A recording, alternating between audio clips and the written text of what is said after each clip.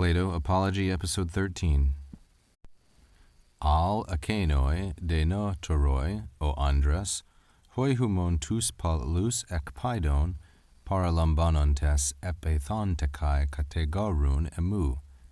Hos estin tis Socrates, saphasaner, tate meteora kai ta hupa, geis hapanta, anezetekos kai ton heito logon kreito poion.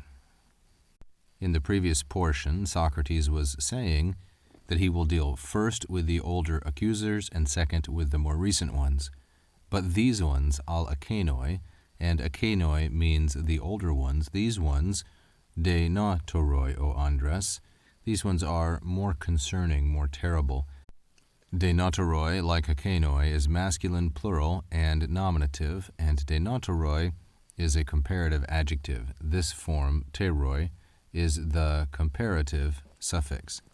But the older ones are more terrible. Gentlemen, o andres, masculine plural and vocative. Those who, hoi, those who, tous palus, many of you, tous palus, masculine, plural and accusative. It's going to be the object of the participle para lambonantes, those who, taking or receiving, paralambonantes, many of you from children, from childhood, since the time you were children, they were persuading, epethon, tekai, and also kategarun.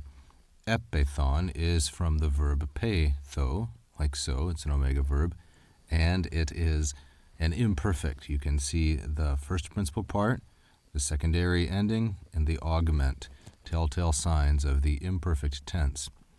So these ones, taking, paralambonantes, receiving many of you from the time you were children, they were both persuading and also kategarun, accusing. Kategarun is also imperfect.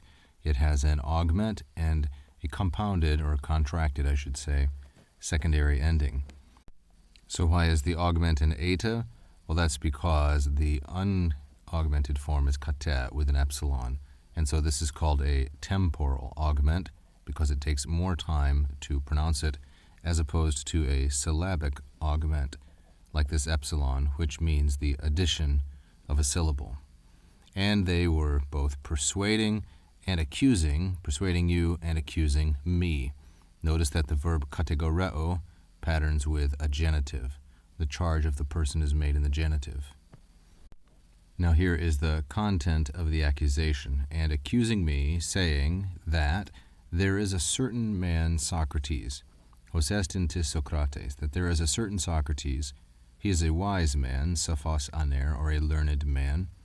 And what does he do? Te kai. He investigates, anazetekos. This is the perfect active participle, the perfect active participle of the epsilon contract verb anazeteo, like so, anazeteo, which means to investigate or to search into. So we know that it's perfect because here is what appears to be an augment. It's actually reduplication. It's important to remember that only indicatives are augmented. So if we see a form that looks augmented, but we know it's not indicative, i.e. this is not an indicative ending, then it can't be an augment. In this instance, it's the reduplication of the perfect form, and here is the perfect participial ending in the active voice. So what kind of a man is he? He is a wise man, sophos aner, and he has investigated, anazetekos, both ta meteora, both things above, both things in the heavens, and ta hapanta, all things that are hupa geis, all things that are under the earth. That is, he's a scientist. This was the charge. And what else does he do? He is a man who is poion, making, causing, ton heito logon, the weaker argument, heito, making the weaker argument stronger, kreito. So we see two participles with Socrates, the participle anazetekos, which is a perfect participle, something he used to do, and poion, a present participle, something that he still does. And here are the two charges then. He is a scientist investigating the natural world, and he makes the weaker argument stronger.